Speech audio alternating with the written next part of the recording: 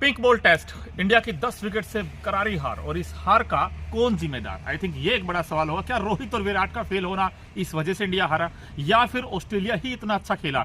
भाई 36 पर all out हुआ था इंडिया इसी मैदान पर एडिलेड में। बस थोड़ी सी चीजें ये बदली है कि इंडिया ने 36 से हटकर 170 बना दिए, 180 बना दिए, बट हाल बेहाल हुआ बैटिंग का। बैटिंग की वजह से हारे, कुछ रॉन्ग डिसीजन रहे थे। भाई टॉस जीतकर इंडिया ने पहले बैटिंग करनी चाहिए, अगर वहां बॉलिंग करते शायद सिचुएशन कुछ अलग होती। और एक चीज आपको नोटिस करनी होगी, जो पिंक बॉल है जिस पर एक्स्ट्रा लेयर होता है, उसका मतलब ये है कि गेंद जब पड़ता है स्कीड करता है, और जैसे स्कीड किया गेंद ने, मिचेल स्टार्क ने जो 6 विकेट निकाले, आपने अगर ध्यान से देखे हो 6 के 6 विकेट, इंडिया के बल्लेबाज सारे के सारे फ्रंट फुट पर खेल रहे थे, और वो गेंद थोड़ा पटका हुआ आता था, और इंडिया के बैट्समैन यूं रह गए, क्योंकि तकनीक में आपकी कमी है बैटिंग में, वो हमने देखा भी। नंबर 2 चीज, रोहित कैप्टन है, लेकिन बुमराह जब कैप्टनसी कर रहे थे तो अलग नजर में आए थे बुमराह, बट रोहित की कैप्टनसी में आपने एक चीज नोटिस की होगी, बिल्कुल डिफेंसिव सोच के साथ रोहित गए थे। वो जोश ही नजर नहीं आया था रोहित में, और वो इसलिए नहीं आया था क्योंकि उनके बल्ले से रन नहीं आए थे। जब तक कैप्टन रन नहीं बनाएगा, हम कहते भी है captain leading from the front, लेकिन यहां तो रोहित फ्रंट नहीं कर रहे थे भाई, क्योंकि दोनों इनिंग में फेल हुए दोनों तरीके से। और अगर आप देखें, विदाउट एनी फुटवर्क खड़े खड़े खेलने का प्रयास किया, टफ ऑफ स्टंप उनका उड़ा। हमने देखा कि जिस तरीके से फर्स्ट इनिंग में आउट हुए, सिर्फ 3 रन बनाए, सेकंड इनिंग में आए, एक चौका जरूर लगाया था, लेकिन वो डर के चौका लगाया था। उसके बाद फिर अंदर आने वाले गेंद, स्कॉट बॉलैंड के अंदर का गेंद, और उस पर क्लीन बोल्ड आउट हो गए। तो कहीं ना कहीं रोहित और विराट का फेल होना शायद टीम इंडिया की हार का सबसे बड़ा कारण था, क्योंकि जो 2 एक्सपीरियंस खिलाड़ी हैं, अब देखिए गिल रन नहीं बनाएंगे, रोहित रन नहीं बनाएंगे, विराट रन नहीं बनाएंगे, तो टीम इंडिया कैसे बॉर्डर गावस्कर ट्रॉफी जीतेगा?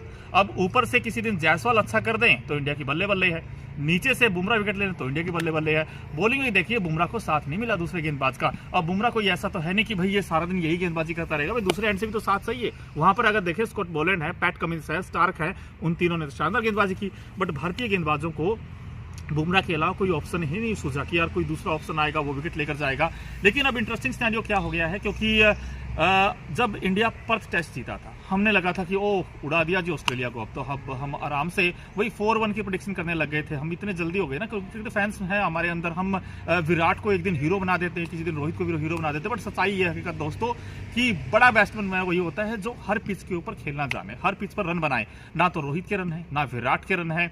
100 है विराट कोहली का, अगर वो हटा दें, apart from that I think उनका पूरा परफॉर्मेंस है, हमने देखा भी इनफैक्ट। और भारतीय बल्लेबाजी में अगर आप सब मिला के देखें, इंक्लूड करके देखें, 180 और 200 भी नहीं बनाया आपने दोनों इनिंग में देखें, और ऑस्ट्रेलियन डोमिनेंस किया। ट्रेविस हेड का अगर आप देखें, उनकी बैटिंग देखें, उनका वैगन व्हील देखें, स्क्वायर विकेट कितने अच्छे शॉट मार रहे थे, क्योंकि भारतीय गेंदबाज क्या कमी कर रहे थे। आई थिंक भारतीय गेंदबाज सारी की सारी गेंदें ना थोड़ा सा ना तो आगे कर रहे थे गेंद, अगर आप थोड़ा बहुत गेंद को हिलाते, क्योंकि पिंक बॉल हिलता बड़ा है, लेकिन जब वो ट्विल नाइट आती है, दूधिया रोशनी जिसमें हम कहते हैं, वहां पर गेंद हरकत करता है, बट आपने गेंद छोटी रखी, विच मीन्स ट्रेविस हेड खड़े खड़े कट बड़ा अच्छा मार रहे थे, क्योंकि वो तीसरे चौथे स्टंप पर जब आप गेंद करते हैं तो फिर उनको हाथ खोलने का मौका मिलता है। अगर आपने 1-2 पटकी हुई गेंद की होती, कनपट्टी में गेंद की होती, उसमें भी आपको ट्रेविस हेड फंस जाते, बट ट्रेविस हेड ने 140 रन बना दिए। और मैंने उसी दिन कहा था कि ये 140 डिसाइडिंग फैक्टर होंगे इस मैच का, और इसीलिए भाई ट्रेविस हेड का शानदार बैटिंग थी, और ट्रेविस हेड ने पूरी तरीके से इंडिया को बैकफुट पर धकेला।